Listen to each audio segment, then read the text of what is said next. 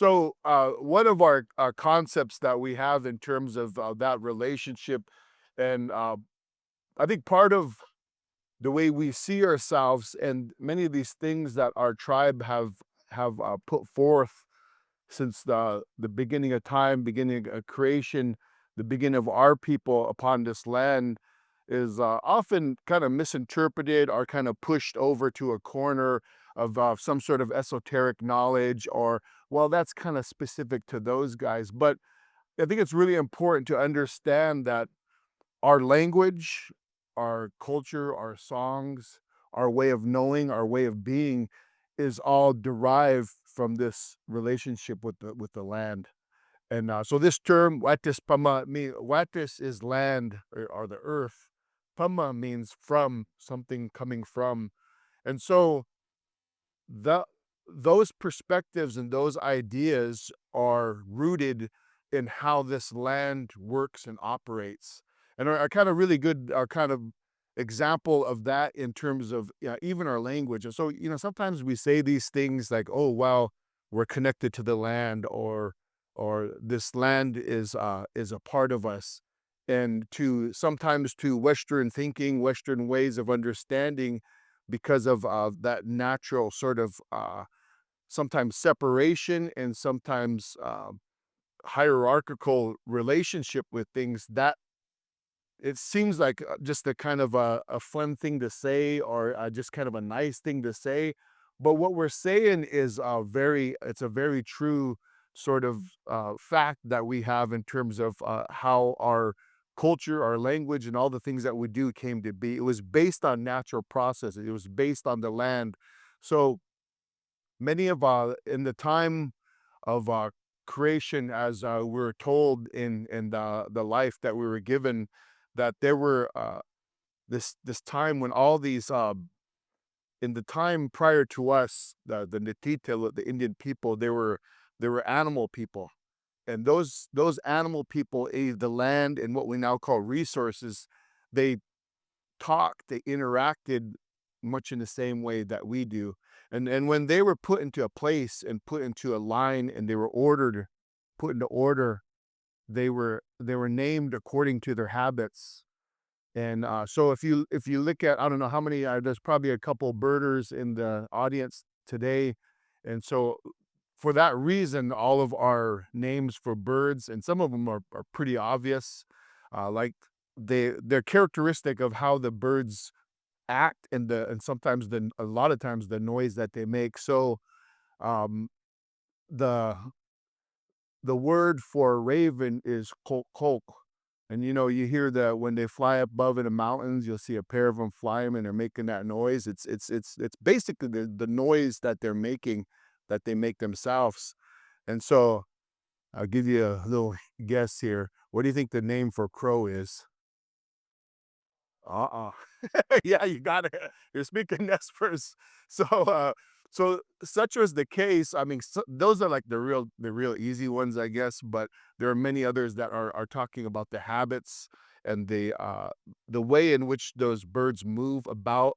Uh, we came from Yurok, California. The Nez Perce tribes involved in the planning phase of potentially bringing back the condors, called California condors, but they're actually up here and been noted in historic times up here in the Columbia River, and even just to the east of us. And so those condors we call kudnis, and then the younger one, are the smaller one, the I guess they call it a turkey vulture, called kispilaya.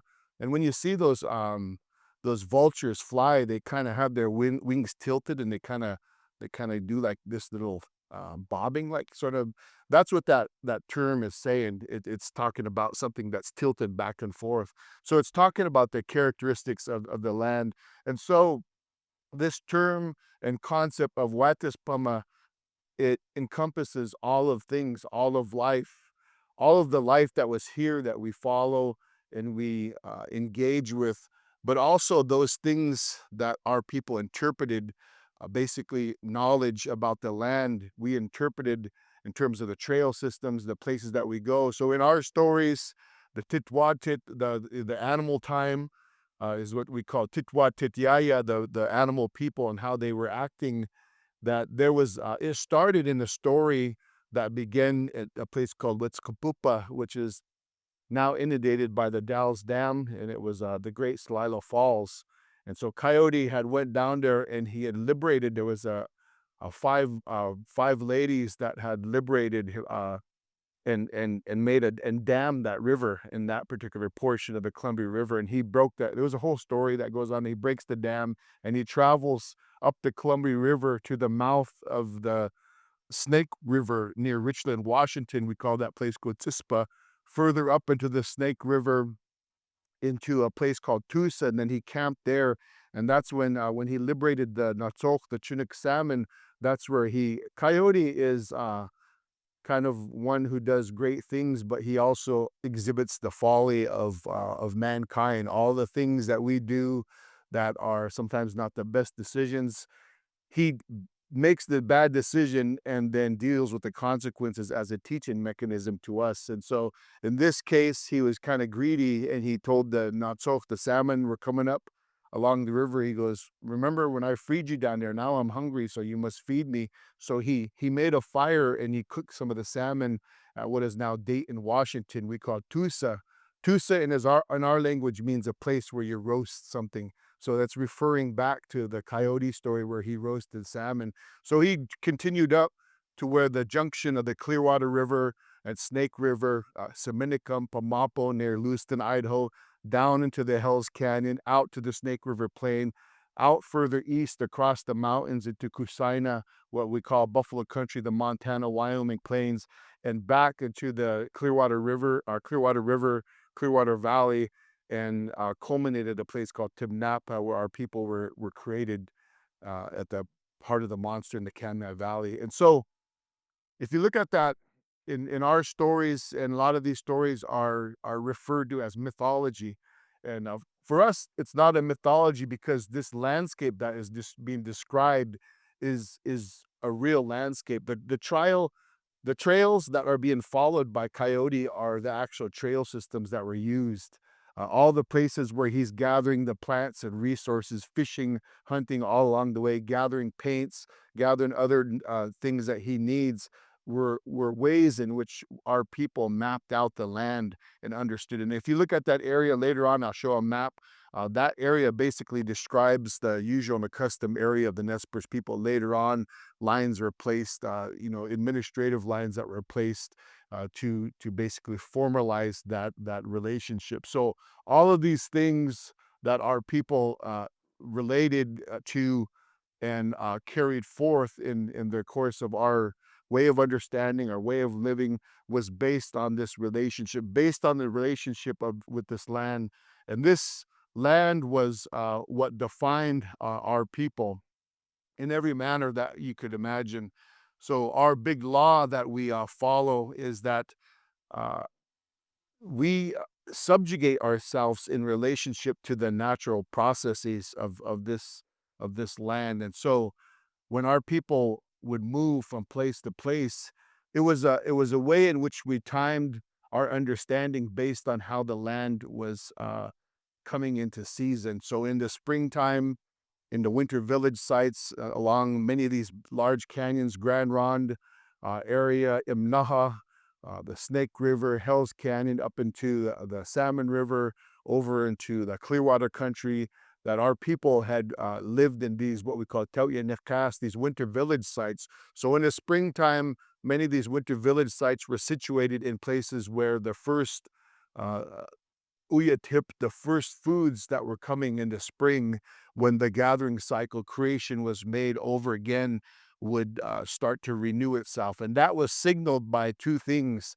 That was signaled by, first and foremost, the coming of the Chinook salmon, and there was a way in which we understood that occurrence to happen. Obviously, we didn't have fish counts and things that we utilize nowadays. So, referring back to that story, when Coyote tricked and defeated those five evil sisters when they were trying to dam the Columbia River at that particular point, and he liberated the salmon, he also, as a punishment to them for trying to be greedy and keep the salmon, he forced them that he goes, now when the Chinook salmon come, that now your penance will be that you're going to have to come and herald the coming of the salmon to all the people living upstream. And so those five evil sisters were turned into the payo payo, the swallow, the rock swallow. And so when we see the rock swallows come up the river and skimming, you see them flying around. That means that the Chinook salmon is coming up to the river. So that's like a natural thing. That's something we look for. That and the blooming of the sasaki or the mock orange syringa. Those were ways in which we understood that to prepare because the Chinook salmon were coming. At the same time, in those places along the hills, that there would be a variety of early season roots. One we call kakit is usually our first root. It's from the those of you that understand botany. It's from the Limation family. Comsit or kaus, which was one of the food staples of the Nez Perce people, and um, as well as a number of other wawim. It's kind of a fresh green that would come out, and there are dozens of others. In fact, uh, the little town or the river called Mainim is from Imahai. Imahai was a kind of root that was used that's similar to a what's that little plant of parsnip. It's similar to a parsnip. It's not a food that we gather as much, but it was an important food in years past. So this map might not be that well visible to everyone, but I helped develop this map a few years ago with the Seattle Times when we put out a big article in the Seattle Times talking about the whole issue with the salmon recovery as well as some of the other issues. And it was, I provided the information and they put together the graphics, and it basically shows this broad landscape in which I kind of described briefly here just a little bit ago. And it shows many of the names that were used by the Nez Perce people to call many of these places throughout a very large landscape. You can see generally from the rivers that basically you were talking about the area of what is now Washington, Oregon, Idaho, Montana, and even over into a little bit over into the Dakotas, the South Dakota, North Dakota. So this is a broad area.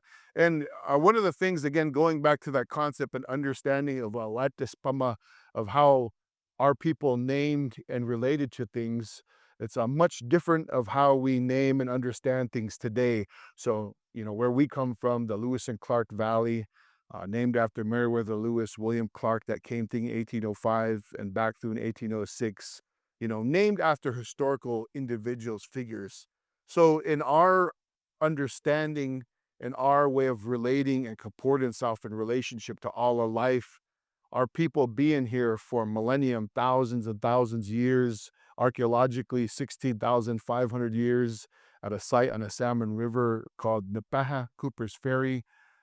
That long relationship, an individual person, no matter how significant, no matter how historically important they might have been to our people, was insignificant into that broad relationship and understanding. And so you'll really never see in our language, or if we were speaking and conversing in Nez Perce language, you'll never see a place named after a person. You'll never see a place named after a family, because in that large perspective, that span of time, that deep time relationship that our people promulgated with the land and all of life, that individuals were insignificant in that broader understanding. And so what you see and hear and what I tried to demonstrate in terms of the names that had been handed down from our traditional elders and documented in one of my Emmett had mentioned one of my predecessors, one of my mentors was a man by the name of Wayach Alan Slickpoo Sr. He was a very prominent individual amongst our people, historian, linguist, actually an author too, but he was also the director of our program when I came in as a young man back in the mid 90s. And he would always say that you have to know the names of the places. You have to know the names in our language, because by knowing the names of the places, it tells you about what was important about that specific place, whether it's a geographic, sort of importance. A lot of times they were references to specific, what we now called resources that were important to the survival and maintenance of our people and our way of life. So going far west to a place, but many of you didn't know that when you go to Portland area, Oregon City area, that the name Willamette in the Nez Perce language means something bundled together. That's what some of our elders had said uh, back in 1947, when some of the issues on the lower Columbia River coming, and the Nez Perce people had to basically prove that our people were a part of that landscape even that far. And so, in the time even prior to the horse, our people ranged over a huge area. And one of the stories that always stuck with me, there was a elder man who lived in a Kamai Valley, and he would tell the story to what would have been my elders, or myself and Emmett's elders, and he would said, in the Nez Perce language, we have a word pitskuyat. That's the word for monkey, and in the Nez Perce language, that word pitskuyat means the copycat, one who copies what you're doing. And when they seen monkeys, which wasn't in the time when they had zoos back east and they were on delegation, and it was because that our people traveled far south to where they seen those monkeys. So southern Mexico, Central America, our people traveled that far south because there were certain medicines that our people would, and this was prior to Lewis and Clark, prior to the new people coming to the land. This was in ancient times. Our people traveled that far south, and that trip would take years. There's another story. This happened probably in a proto-historic time, of a man by the name of Hahatstusti. That name means grizzly bear up high, and he traveled to the east searching for knowledge. He traveled as far as he could. He came to a large river, and he traveled down south that river to what is now the Gulf of Mexico. And he then traveled west into Mexico to Baja California. He had some kids down there in Mexico, traveled west and up the California, Oregon coast up to the mouth of the Columbia.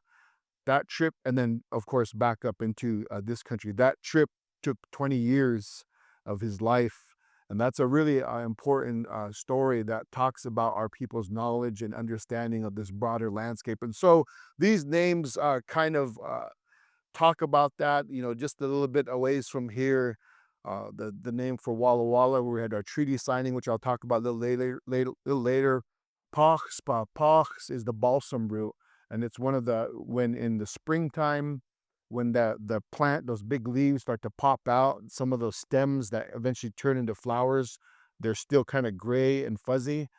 In that time, you can pick those, and you pop them and you push through the inner part, and that was a green that our people ate in traditional times. And our people, when we were young, we'd run up on the hills in the springtime, and that was our snack, is posk. So these names are talking about uh, what was important about the land, what was significant about the landscape, and again, that deep time relationship and connection we had, that came from that connection and was defined by the natural processes of how this land works. And so, obviously, I'll talk a little bit more later, but this is some of the blue line you see is just a way in terms of orientating yourself.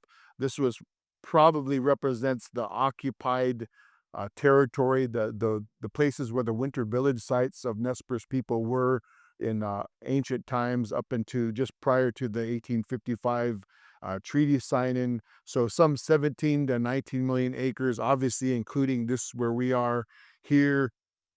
Many of these place names, this place that we are now is called Kapkapa.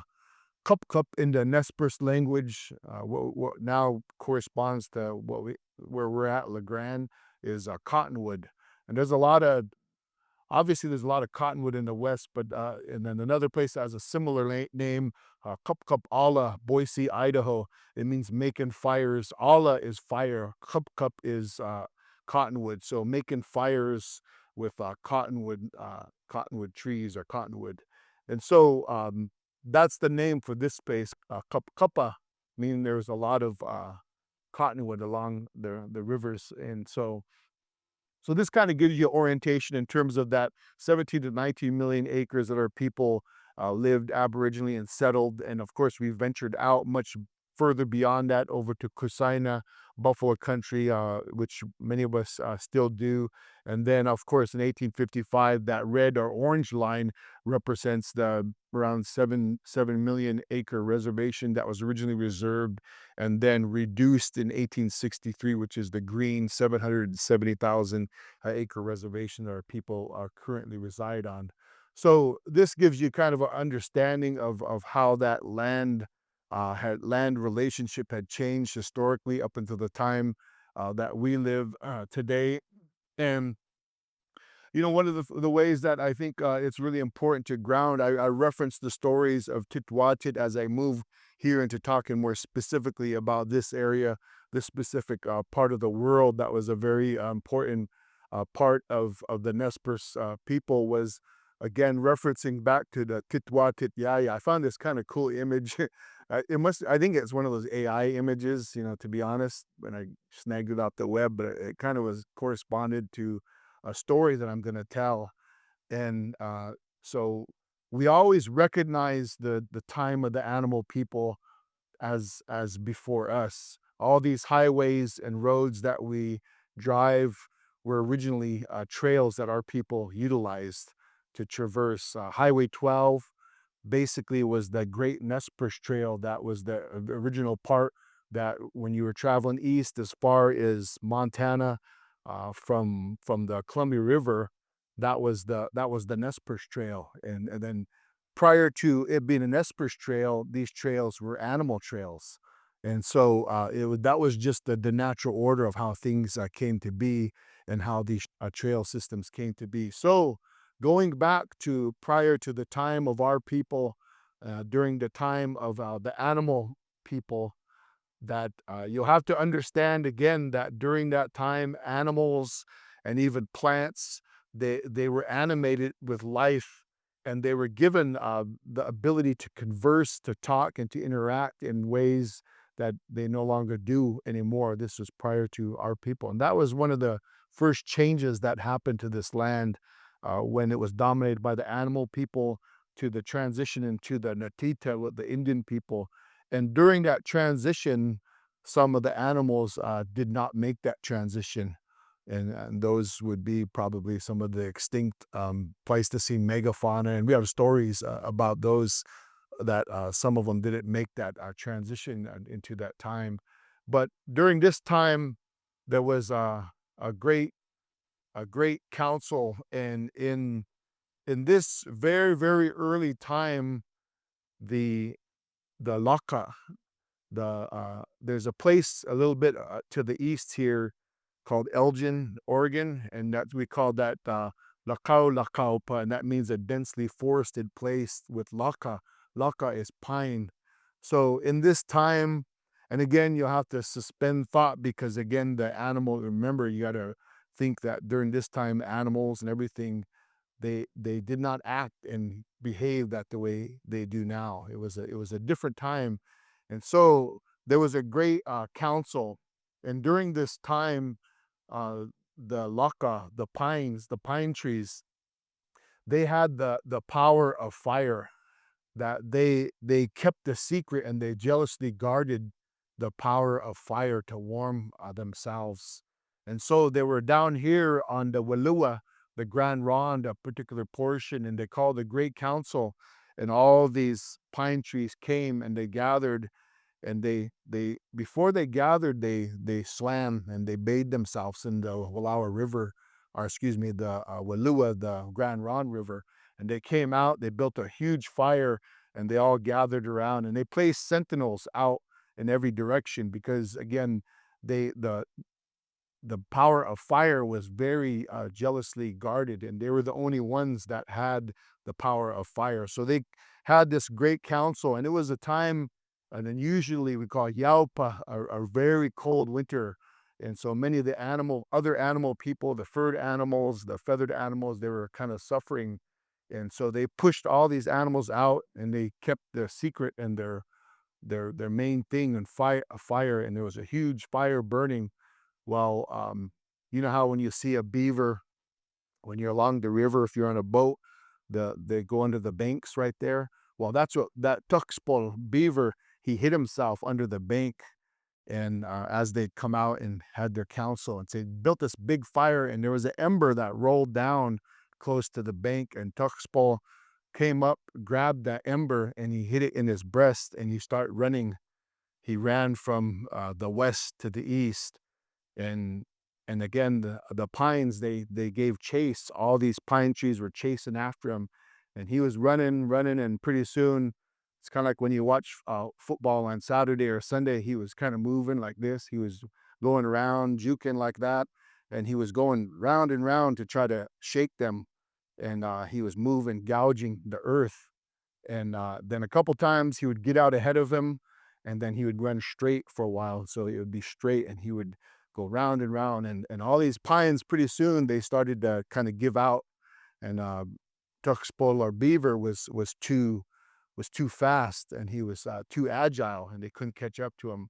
Finally, there was only a couple of pines left, and the rest of the pines, they got tired. Just like when there's a whole pack of people running, there's always a few that kind of give up, and so they stayed there along a portion of the Grand Ronde River, and that's that area where in the time of our people, where it was densely forested, so densely forested that hunters could barely penetrate and go through there. They'd have to go around, and so that's where they stayed. And only a few kept forward. Then a couple gave up. A couple gave up, and so it was more sparsely timbered at that particular portion. Finally, there was only a small group of the pines that were still giving chase, and there was one Telatat, the big cedar, that was with them, and he was keeping up, and they were chasing him, and beaver was moving like this, gouging the land, and then eventually the cedar says, "I'm not going to be able to catch him, but I'm going to climb up on this ridge, and I'm going to see where he goes." And the last pines were chasing him. And then finally he outpaced them, came to the place called Kaptuyan, another place referenced after Cottonwood, the mouth of the Grand Ronde River where it joins the Snake. And beaver jumps in the water into the Snake River, and then he's gone. Pops up on the other side, then he gives fire to the birch, he gives fire to the tux, to the willow, and and so at that point, the cedar stayed up there up on the ridge line, and then they gave up the chase, and that's how he had taken fire from the pines and from the cedar. That was a story that they would tell, and they would say this was a real story because in the times, probably up in the historic time of our people, probably the time of the treaty making, that there was a ridge line, a trail system that came up from the mouth, just a little bit past the mouth of the Grand Ronde, and there was a large ridge that went up, and if you follow that ridge, it goes up to what is now Anatone, Washington. Well, they said that there was a large cedar tree, and if you know that area of the country, there's no cedar in that area, but there was one huge, large cedar, and they said that's where cedar, where he uh, uh, he left, and that's where he went up to go watch the uh, the race, and to make sure and try to keep track of where the thief, or Tuxpol beaver, was going, and there is where he remained. And they said that the reason why you know it was a long chase is because there's not cedar for probably 100 miles of that. That area of our country, that there's no cedar. But in historic times, I don't know when that cedar died, but there was a large cedar. And so uh, when beaver was gouging the land, he was creating the Walua, the Grand Ronde River, and that's why when you look down on the map, and I got this picture here, you'll see that portion where it's just like this. Well, that's the track, and that's the gouge that beaver, when he stole fire from pines, he did that when he was trying to evade the pines and ultimately the cedar, thus creating the landscape of what we now call the Grand Ronde or the Walua. So this was one of the origin stories that would be told in the winter times amongst our people, and it was a way in which there was a lot of practical knowledge in that story as well. It was in the time later on, historic times, where they had the ability to make fire with flint and things, and there was these three young boys, and they were out fishing on the Snake River, I believe, and they were out for days and days. In those days, and even in our time, it wasn't like now where you had to check in every 10 minutes with your parents. In those days, kids like 12, 13 would be out for weeks up in the mountains fishing, hunting. In my time, we got kicked out and we were out all day, and we could go up in the hills to the creek, to the river, as long as we were back at the dark time. And so this was in those times where those kids would be out. They were out for days and days and days, and they were catching salmon while it got dark, and they were far away from their home. So they decided to make a fire, but none of them had a flint or any way to strike a spark. And so one of the young boys remembered the story, and he said, well, the ones that hold fire are cedar and pine, willow, and birch. So if we get one of those and we can rub them, we can create fire. So that's how they're able to cook their salmon. And again, so there was real knowledge there was real teachings, real stories, in within our real teachings within these stories. And you think about I kind of thought about this not too long ago, that I was reading some of this scientific literature of how beavers are so important in obviously they create watersheds, they change environments, they engineer environments, but also in the time that we live with cataclysmic wildfires that come through. I was watching that, and it might have been a YouTube video where these places where there were huge fires that swept through, that the places that beavers had dammed were protected. It kind of reminded me of the story, because they took the fire from the they took the power of fire basically from the trees. And so scientifically that kind of bears itself out too as well. And so this area, obviously, I had mentioned before, was a important place to the Nez Perce people, and this long enduring relationship going back to the animal time people, to our people, the Nez Perce people that had lived on this landscape. I think we skipped one. Let's see. I never did this kind of setup. Usually I'm the one clicking, so this is kind of a different setup for me. So this is talking about some of there was a chief by the name of, sometimes they call them Winwama or Wulwama. Wulwama is reference to the Wallowa Mountains, and there was a fish trap that they would build. We call the lacales, fish weir. While when you make a fish weir, you have to have these brace points, basically tripods, and that's what that Walwama is referencing. But anyways, this man was called the man from Wallawas, and there was an engraving done from the 1860s, and he's the man on the lower right hand corner, and he's talking about some of the origins of the name. And so he's talking about the stream. He's trying to interpret some of these names are even old for the old timers, that they're talking about, that one of the names, one of the interpretations for the Grand Ronde was Walua, which may come from the term Walusa. Walusa is when you have a massive downpour, and the water comes fast and floods an area, and that's what's referencing here. There were others. One of our elders, a gentleman by the name of Gordon Fisher, that died a number of years ago. He said that Walua come from Lulu. Lulu is like when you walk in a stream and you look in a hole and you see those flash of fish that are in there, that there's that shine that comes about. So there are different interpretations of the term Walua, but that's also you hear in the Wallowa Valley, the land of winding waters. One of the main places that our people had lived, obviously in the wintertime, you really probably don't want to be up into the Wallowa Valley in the wintertime into these higher areas. Our people would go down, in particular, what has historically been known as the Chief Joseph Band. Again, those people were called either Wilwama or Kaminu, because where they would stay in winter in the wintertime would be on the Grand Ronde River, sometimes the Imnaha River, or sometimes yeah, even further down into the Joseph Canyon. And so these were the places which our people had utilized in that time.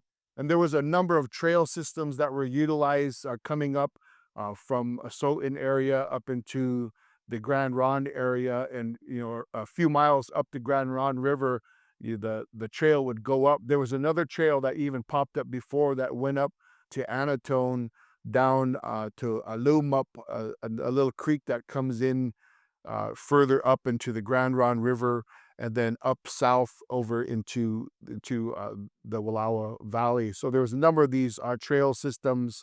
One of the campsites was called Kalam Kalam. That's Black Pine Butte. Kalam Kalam is that pine, that dense pine that you see, that new growth pine. They call it black pine, and that's what Kalam Kalam. And Lakahis, that's a reference to that story that I mentioned. And this man by the name of Caleb Carter, his grandfather, great grandfather was Kalapun, and he, at the time of 1855 treaty, he was a very rich man in horses, and it was in this area that he would pasture his horses right here in the Kappa. Further down, or excuse me, up into the Wallowa River, or excuse me, the Grand Ronde, Walua. And like I mentioned before, Walua is it's referencing the land of winding waters. It's the wintering area of what was later known as the Chief Joseph Band. It's not referencing the Wallowa Valley. Wallowa was a different term, but their wintering area was because of what Beaver had made a very curved river in the manner when you look up above, down to the Grand Ronde River. And so the place where the Wanaha River, that Wanaha comes from Hunneha. Hunneha is the original Nez Perce word. And there was a war story. There was a chief that was there. His name was Kitsi. And they were down on the Snake River, and sometimes there were tribes from the south, the Tuelka, that would come up and they would try to steal horses from us. And he was there dipping salmon on the Snake River, and he seen two warriors swimming, and they would strip down, get their buckskin clothing and their weapons, and they would swim across the Snake River. And he's seen those two men. So at that time, the people were digging cows up at Sisnimex. Sisnimex is where Chesnimus comes from. System is a hackberry. So they're all digging roots up there. And so he sent a message to them, and they stole the horses, and they went up towards Troy, uh, the Grand Ronde River, and up towards the Wallowa Valley, and they chased them. And those warriors came, the Nez Perce warriors came from Sisnimex, and they fought them right above Wallowa. They took all their horses, they defeated, and they wiped out a whole bunch of them, killing them. Those Tuelka or Shoshone-Bannocks that were coming up to our country. That was one of the war stories from Kitsi at that time that corresponded to this probably the prior to the Lewis and Clark coming here. And again, like I mentioned, La Grande, we call this place Cup Cup, but also down a little bit further, just outside of Union, Oregon, there's a little creek called Catherine Creek. We call that Sach Sach Nema. Sach Sach is the fishhawk or osprey. And so in this statement right here by one of our elders, La Grande is called Cuppa. There's lots of cup here, Cottonwood. This is near Union, Oregon. They used to celebrate here. La Grande and Baker were in Nez Perce territory. Chokolainen Chai Chai. His name was White Antelope. Later on, he went by James Miles, who was lived a little bit prior to my time of being and knowing. So obviously, during the 1855 treaty, there was many things. These ways were this long depth time, deep time relationship. There was ultimately there was a big change that was coming to the land. And it was through the treaty making process that our leaders, ultimately those 58 chiefs that had signed that treaty, had come and to try to keep in place those natural processes that we were a part of, the Nez Perce people were a part of. So Article 3 about gathering and erecting temporary places, hunting and fishing and gathering, and most importantly, or more importantly, the exclusive right of taking fish in all areas bordering the reservation. This was an important way in which our people were trying to uh, retain that relationship, not so much a right per se as we understand them legally, but to retain a way and relationship with the land that had been in place for a number of years. Obviously, with the change of the 63 treaty, the constricting of our territory to a very small area, that some people have this misunderstanding that, well, that treaty no longer exists. Well, in subsequent treaties, all subsequent Nez Perce treaties, there is the savings clause, which basically says all those things that weren't specifically addressed in this specific action is still in full in effect. And that's our Article 3 treaty rights. And so those treaty rights were still promulgated today through the treaty fishing that our people utilize. And more importantly, the relationship that our people still maintain. And this, when I talk about a relationship, obviously a healthy relationship, that I'm providing something to you and you're providing something to me. There's reciprocity. And so when I'm saying and utilizing this term and concept of relationship, it's in a very truest manner that you could understand. And this is one of the ways in which that we show that relationship, that we can understand ecologically of how our people had integrated and been a part of the land. That so in the springtime, those roots, those limatiums, the places that our people gather them, they use, and that one photo to the left, it's the tucus. When you lift that root up, it's the time when those plants, their stem is red and they've gone to seed. And so you're aerating the land, you're preparing the land, but also in the second picture, you can see those little white specks. Those are the seeds that are being distributed. So that action that's occurred over millennia of seeds being dispersed, land being turned up, promulgates these traditional roots, these traditional plants of our people. So when Lewis and Clark came in 1805, just a little to the north of here, they seen these vast fields of chemists, these vast fields of limatiums. It was a direct result of that relationship. So if you remove Nez Perce people from that process, if you remove Nez Perce people who are part of that ecology of those plant communities, you're also you're not only impacting our quote treaty rights, Article 3 treaty rights, you're also impacting the way in which the land regenerates themselves, which we are a part of that process. And that's the thing that I think is not quite understood by modern science in terms of why we advocate for the treaty rights. It's not just for us, it's about that connection that has been in conjunction with how this land works and operates.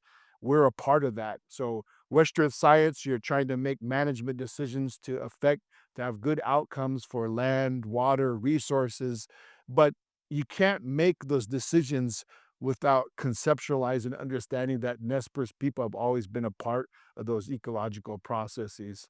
That's really what I think is important, and I think we support a lot of the work that happens in places like this but I think they have to be done in a way where Nez Perce people are a part of that because of how our people are in relationship to all of life and all of land. And I think that's the thing that Western science doesn't is just now starting to understand of how integrated our people were into these ecological systems to land, water, that we were indeed in a management role for literally thousands of years that created this landscape that we lived. And so this enduring relationship is something we still have a strong advocacy through treaty reserve rights, but also some of the things that we do today, such as here when we acquired Sakpa property over there in Wallowa, Oregon, just near Joseph, Oregon as well. So